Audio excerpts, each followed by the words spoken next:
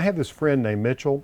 She has a background in set design and she comes up with some of the coolest combinations for stuff that you just might walk on by, not even notice. Today, how to make your own Moroccan style lamps.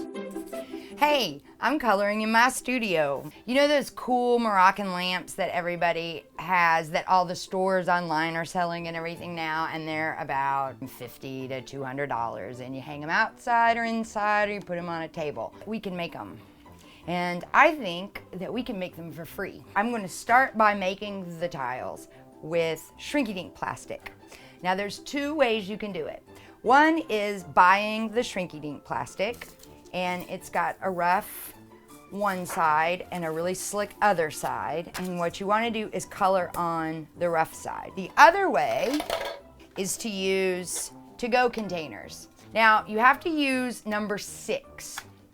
Number 6 is the only kind that won't either melt or catch on fire. I'm just gonna color in.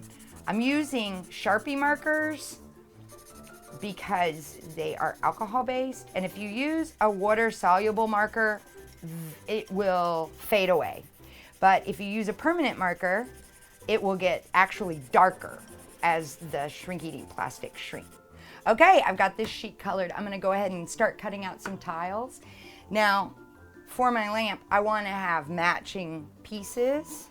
I'm going to make a pair of each piece I cut to make sure that I have more than one of each piece, but really it doesn't matter what size because we haven't cut our little windows out yet. Okay, so we're going to put our tiles down. And if you want to use parchment paper, you can. I bought this tray specifically for making Shrinky Dinks on. Now I have preheated my toaster oven that I keep in my studio at all times to 325 degrees.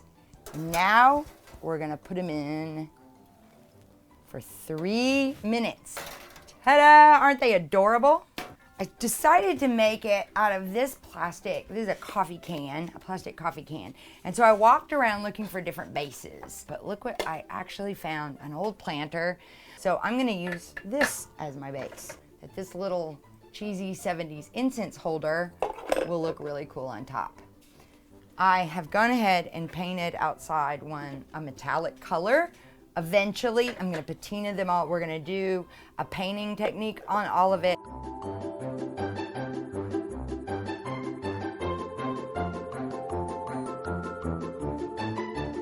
All right, now we've got all the little tin punch holes in and our windows made. And now I can start putting the stained glass pieces in.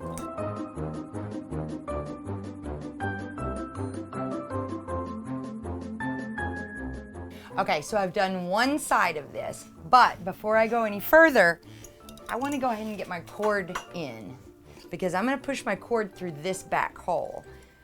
I know it fits, okay. I'm using color. They don't have to be untangled. Wad that's left over from Christmas where only half the lights work. Those are actually the most ideal Christmas lights.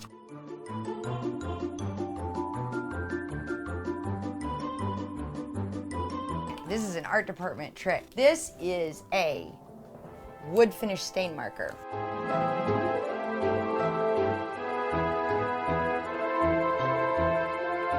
And let's plug it in.